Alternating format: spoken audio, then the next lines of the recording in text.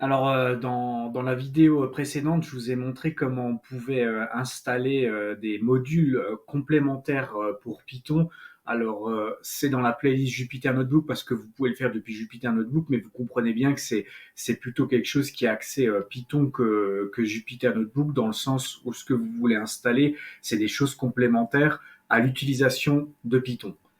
Et donc, je vous ai dit que vous pouvez faire soit comme ça et vous mettez le nom du module, ou soit vous faites comme ça et vous mettez le nom du module, en sachant que voilà, c'est les deux utilitaires qui vont vous servir à aller installer les modules. Vous dites juste le nom du module et lui il va faire le taf d'aller l'installer, que ça soit dans les deux cas.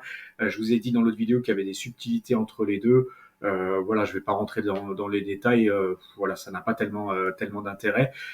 Mais par contre, ce qu'on peut faire maintenant pour Jupyter Notebook et pas pour Python, c'est ajouter des extensions à Jupyter Notebook.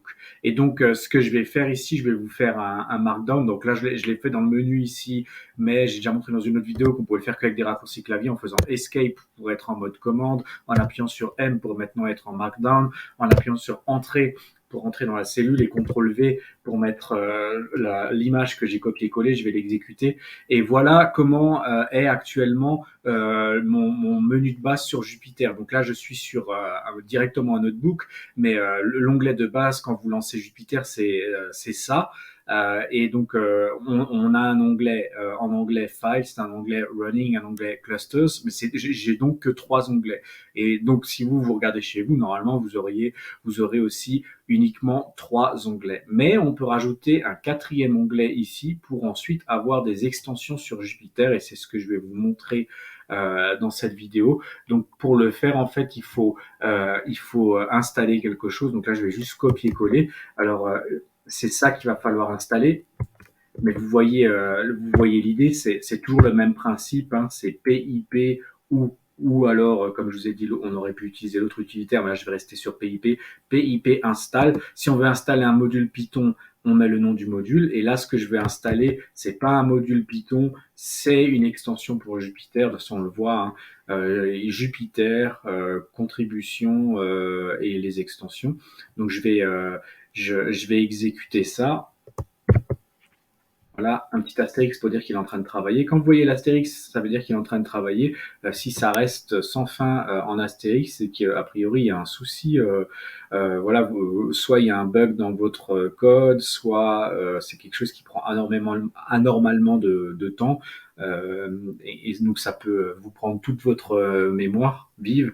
Donc si vraiment ça plante, dans l'idée, ce que vous faites, c'est que vous arrêtez en fait, voilà. Mais en tout cas, c'est une chose que vous pouvez savoir, c'est que si vous avez l'astérix, c'est qu'il est en train de travailler ou il est en train de tenter de travailler. Voilà. Mais par exemple, je sais pas maintenant si sous Python j'installe, je sais pas, je lance une boucle while.